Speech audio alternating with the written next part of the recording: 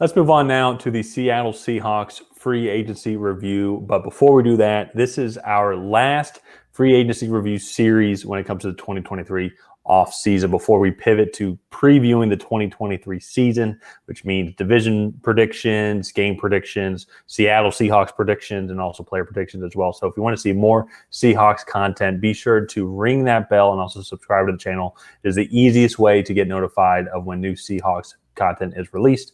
And with that being said, Ryan, let's get into it here. So the Seahawks double down a surprising 22 NFL season campaign that a lot of people were shocked about, with then frankly crushing the offseason so far. I think they did great in free agency additions, also limiting any losses, as well as then dominating the draft. So I really like this, particularly, especially around getting DreMont Jones as well on the defensive line.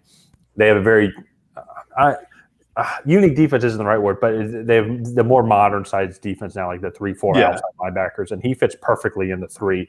He will be a down lineman every single time, and he can really get after it as well. Yeah. And on top of that, Bobby Wagner returns as well, home favorite. He won't be contributing much, but I just think that's just fun that he is back on the team now. And so, but then also on top of that, Geno Smith got a well-deserved contract extension and a lot of money and I hope that he continues to keep having that success until he reaches the Falcons in the NFC Championship, and then I hope he doesn't have as much success just in that one particular game, but we'll have to see. That's a long ways away now. But in general, though, what are your overall thoughts on the Seahawks offseason?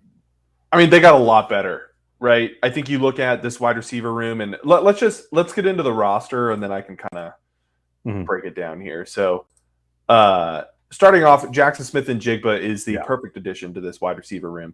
This offensive line was playing a lot better with Charles Cross and Abraham Lucas last year. Then they actually added some pretty good interior depth as well.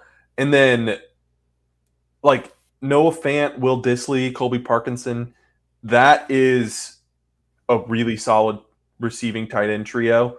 I know Will Dissly, I think, is a pretty solid blocker as well, but Geno Smith, like you said, well-deserved contract extension. But then one of the things last year that they did really well that I was that fell off after Kenneth Walker got injured was their running game. And I think with Zach Charbonnet coming in, they now have 2 extremely solid running backs, right? Yeah. And so this offense, I mean, is just really good. Yeah. I would not be surprised if they're a top 5 offense.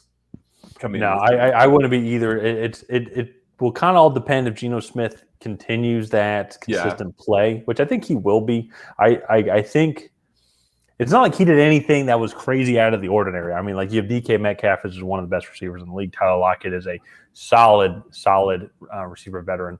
Now then you do add JSN, who naturally can just get open with ease with how elusive he is.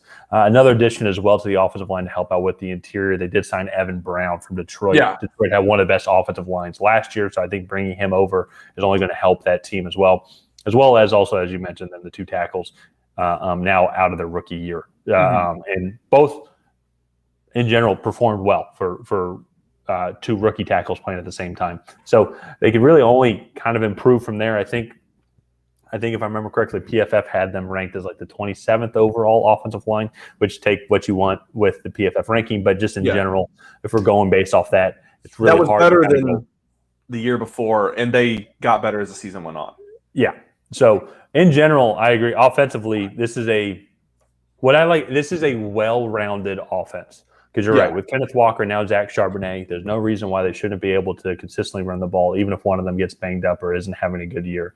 Now then you have 3 great receiving options, so to say, in the receiving room, and serviceable tight end positions as well. I'm not saying that they're not good. They're not great, but they're not poor, No, yeah, exactly. And I just think it fits really well into this group. I think you have a really solid over-the-middle option now with Jaxon Smith-Njigba. Tyler Lockett is going to be that outside speed wide receiver, and DK Metcalf is that true X wide receiver for you. So let's go ahead and now get into this defense. I'm not sure why he's in red, but the big addition, DreMont Jones, I think he's going to bring a lot of pass rushing help to this offense. They brought back Bobby Wagner, right? And then they got Derek Hall from Auburn. He is much more of that outside linebacker type, which I think they're going to run. Yeah, a lot. Jamal Adams should be coming back from injury. And then Tariq Woolen, I know he had surgery, but he's not expected to miss any part of training camp. Yeah. For that surgery. So I'm not reading too much into that. And I think this defense should be really solid again. Yeah. Especially too, as well, like with drafting Devon Witherspoon. I know we were shocked in the moment when they drafted him, just because you're thinking of all the other things that they need. But then really after looking at it, you're just like, yeah, like he's the best player. Like they have all the guys that were there, like the 3 quarterbacks have been taken, and like, yeah, now they have solidified their secondary, because you're right with Devon Witherspoon, Jamal Adams, Quandre Diggs, and Tariq Woolen as well. Like that's your secondary. That is already one of the better secondaries, I would think, in the league. I know you're don't have the highest opinion of Jamal Adams, but I think with the physicality that he brings and that they want to play, and the coverage skills of Diggs, Witherspoon, and then also Woolen, I think it allows them to be that aggressive front that they're looking for. So in general, this whole team has gotten a lot better. No, yeah, definitely. And so let's kind of get into what success would look like for this team. And for me, I mean, they should be competing with the top teams in the NFC. I think they showed last year that they were definitely exceeding expectations. And I think people underestimated Geno Smith. But Geno Smith, he got the contract, right? And I think he needs to play up to it. And if he does that, I think this team really could beat anybody in the NFC. So, well, I think division champs, man. We don't know what's going to be coming out of San Francisco. They lost a lot. And they did replace it with some. We don't know what their quarterback situation is going to be like. Is it going to be Sam Darnold? Is Brock Purdy? Is his arm going to be the same after the Tommy John surgery? We don't know. We haven't really seen enough from Trey Lance if he's going to be the guy. It's obviously it's going to be tough. It's going to be tough, but I don't see why they can't do it. I think that they added on all the pieces that they need to add on to compete with San Francisco on every possession, offense and defensively. So I don't see why they can't win the division. And then you look at the NFC as a whole. I mean, they're already a top 5 team. Arguably top 4 team, because they're better than any team in the NFC South. And I don't. I'm trying to think now. The NFC North. I think they're right there with the Lions. Right there with the Lions. I think they're better than the other 3. I think they're better than the Cowboys. Like also then too, if you bring coaches into play, I would take Pete Carroll 101 times out of 100 over Mike McCarthy. Oh yeah, 100%. So it's and then really then just leaves the Eagles. So I think that they're a top 4, top 5 team in the NFC.